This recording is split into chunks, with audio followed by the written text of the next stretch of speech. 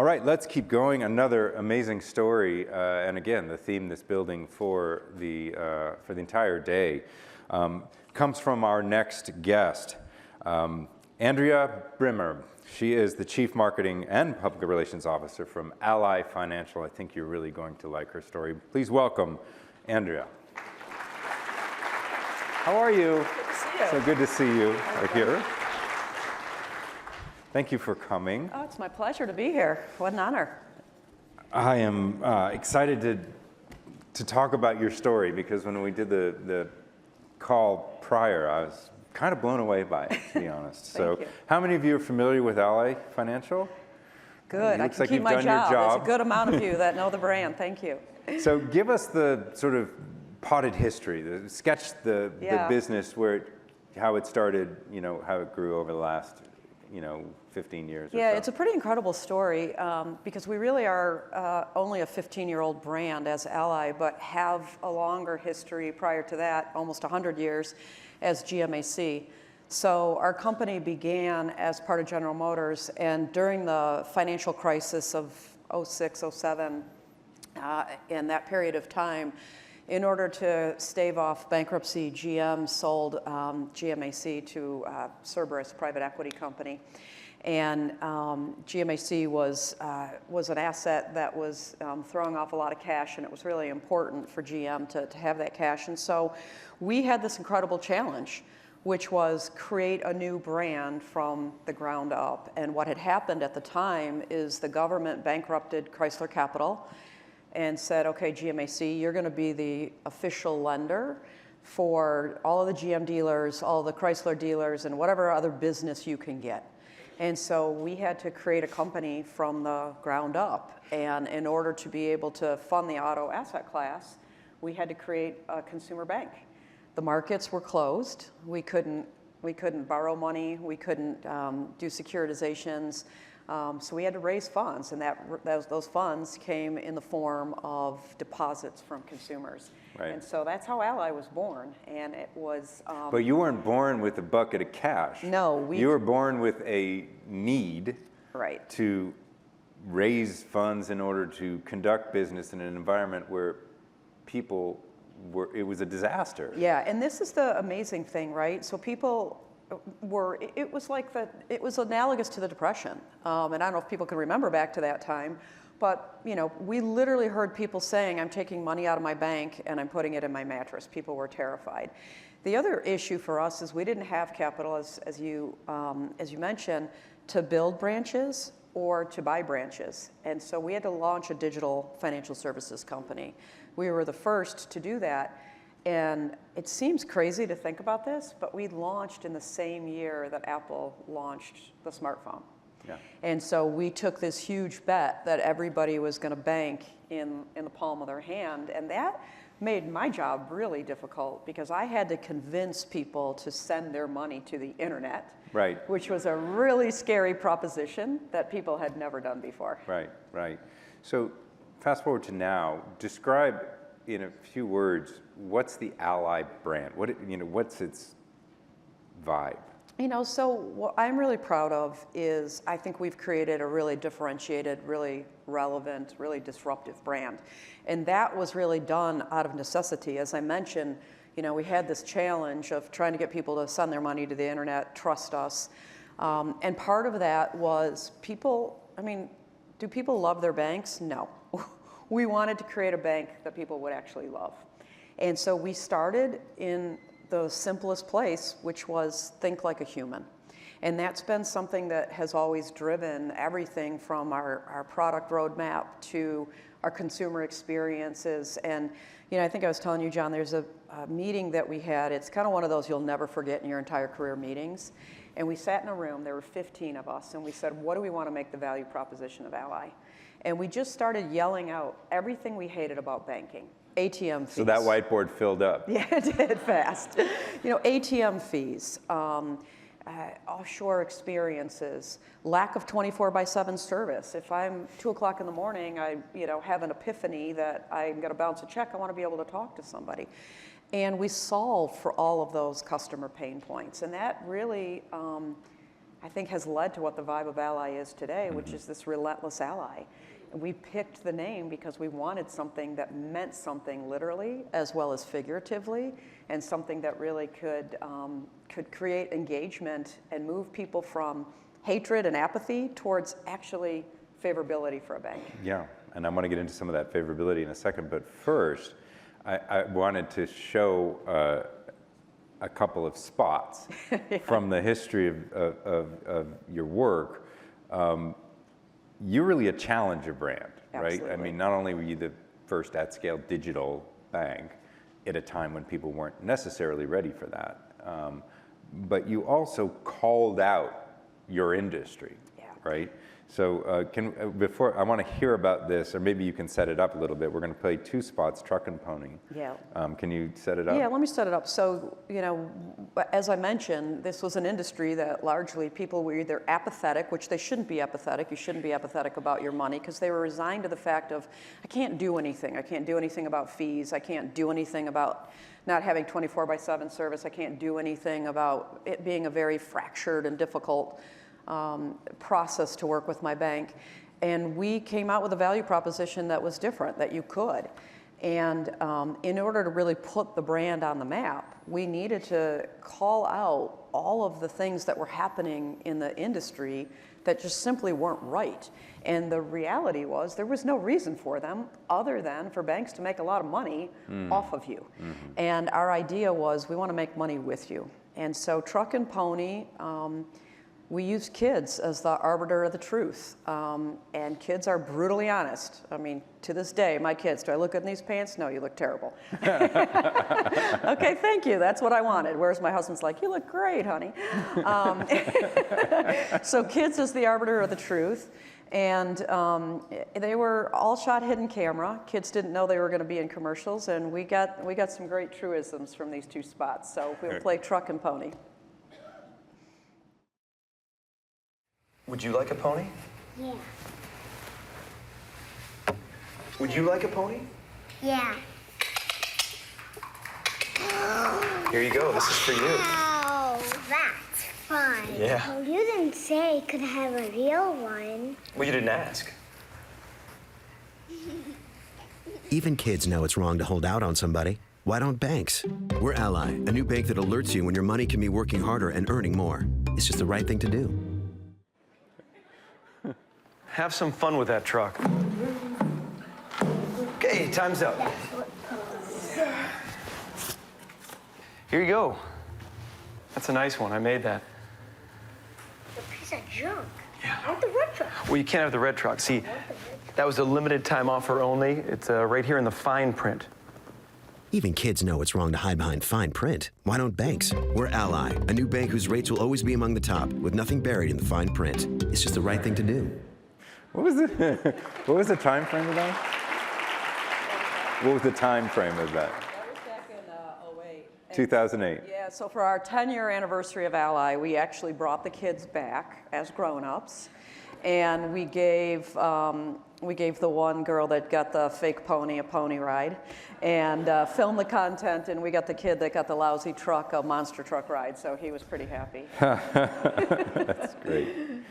So I want to go back to the decision to lean into digital, which both was an opportunity, but it seems like a necessity at the time. At what point did you know that this was working? You know, it was amazing. So you fast forward to where we are today, 15 years later. We're a top 25 bank. We have $150 billion in consumer retail deposits. We're the top auto lender in the country. We originate about $40 billion a year in auto loans, do business with 22,000 different dealers across America, millions of consumers, and a brand that's grown in terms of both resonance and value and an incredible pace. In fact, in the last 9 years, our brand value has grown almost 500%. And so I think pretty early on, we realized that we had met a lot of consumer needs. And I think the thing that was another proxy for us and another signal was that you saw that the industry started to move towards the model. You started to see the big banks really fortify their digital positions, invest more in technology, really accelerate the pace of their innovation. Right. But also, and I think even more rewarding for us, was that they really tried to change their interaction with the consumer. Right. And make it a more consumer-friendly, more consumer-focused process than it had previously been. One of the things that I'm the most proud of is we were the first bank to waive overdraft fees. During COVID, we noticed that overdraft fees affect people that can least afford them.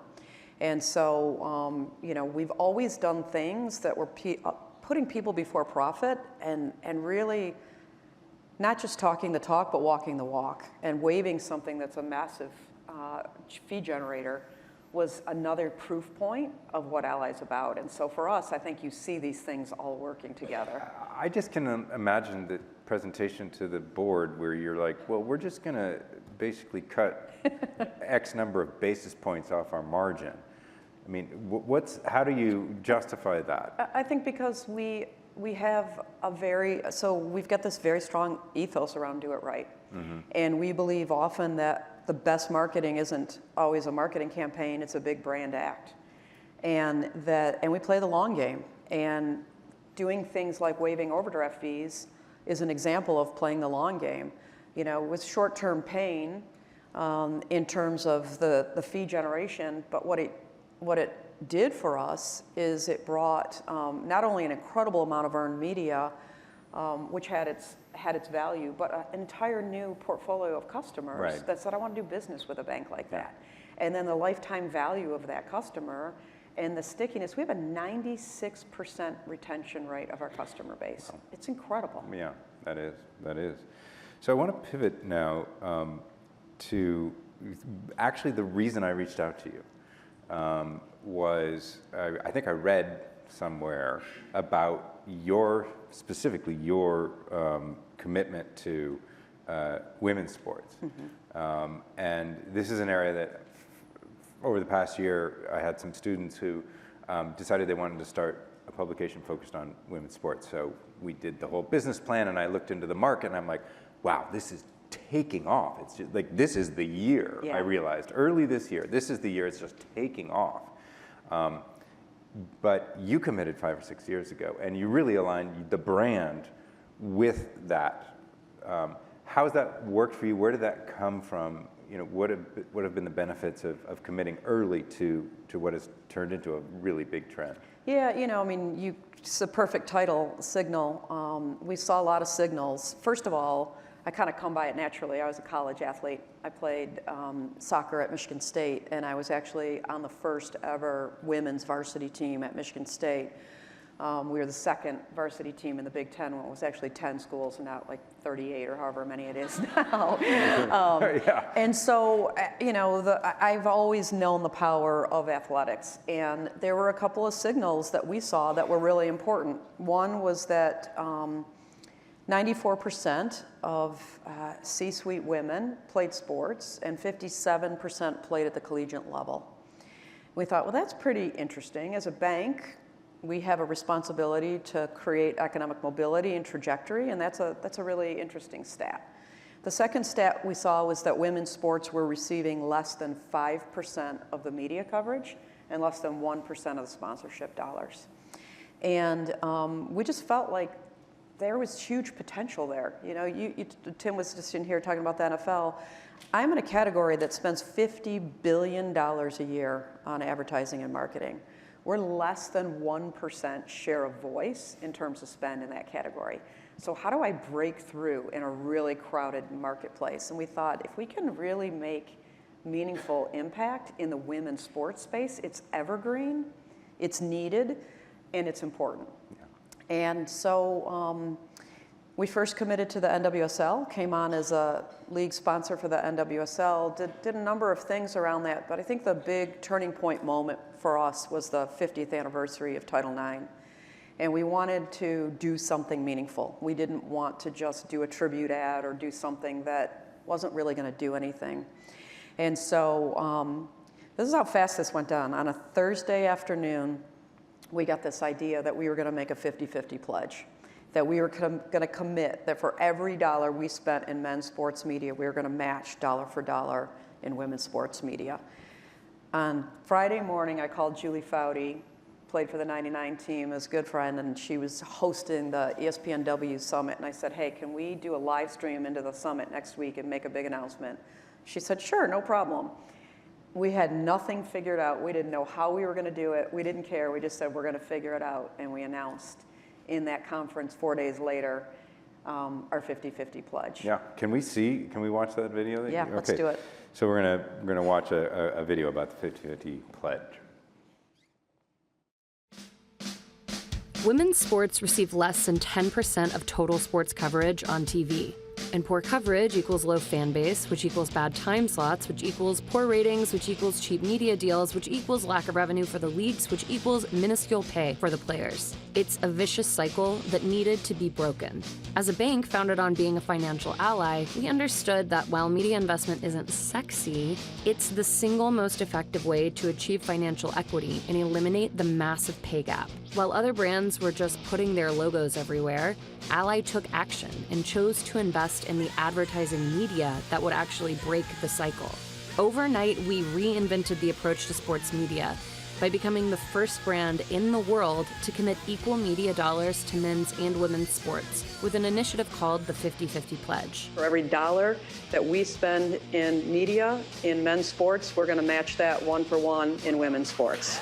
We founded Team Ally, a collective of female athletes and creators advising us on how to amplify change.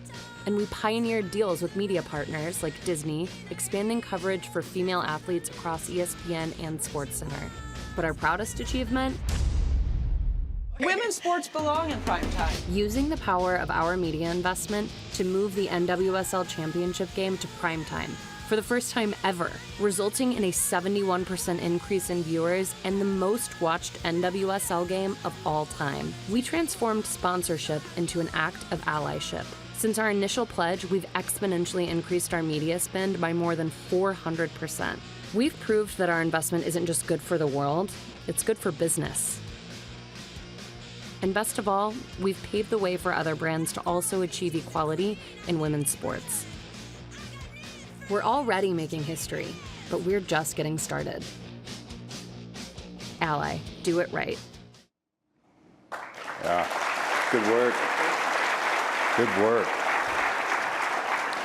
If I knew how many times that video of me making the announcement was going to be played, I would have worked on my hair a little bit more that day. And John talked about it this morning, that hit. It's really not my job up here to comment on hair. I was in Charlotte, it was humid, I've got a lot of excuses. You, besides women's sports, you've also leaned into gaming, and that's another one. I think we started talking about gaming here at Signal a few years ago. But how has gaming been part of your strategy? Yeah, and I'll hit that in a second. The one thing I did want to mention, I didn't mention when you asked me about how the women's sports strategy has worked for us. Almost 70% of everybody that comes to our storefront now is female. And last year, our brand value grew 32% in a year that the financial services category dropped by 3 points. You had 3 major banking failures last year. It was our largest value growth in over 5 years. Wow. So pretty incredible, and I placed a lot of it on that. And gaming, look, we jumped into gaming about actually 7 or 8 years ago. And again, my challenge is show of hands, how many people wake up in the morning and the first thing you do is go to your bank's Instagram account? Right? How do I get people to engage with us? It's not the first thing that you think about. It's transactional. And so gaming, we thought about the opportunity in terms of where the audience is going. Whether you think it or not, 70% of all people in this country game. Whether it's you're playing Candy Crush or you're playing Fortnite, right, and everything in between. So there's a massive demographic for it. And we've thought about it as a digital distribution channel. Mm-hmm. It's been an incredible place for us. We created a world in Minecraft around financial literacy. We distributed it free. It was the first financial literacy, it's called Fintropolis. And it's a world that teaches financial literacy to kids in high school and junior high, and then we distributed it to schools as an educational platform. We created Ally Arena in Fortnite, We've sponsored female gamers and hosted the first ever female gamer competition, believe it or not, which counted towards our 50-50 pledge. So we've used the channels really effectively and have seen a lot of balance growth come from the channel. Yeah, great, great. Well, so much innovation, and unfortunately, we're out of time, but it's just lovely to meet you, and thank you for coming to Signal, and I can't wait to hear more, and I hope you'll come back sometime. Absolutely. Thank you for having me to All right. Midwestern Conference. It's good seeing you. Thank you. Thank you. Bye.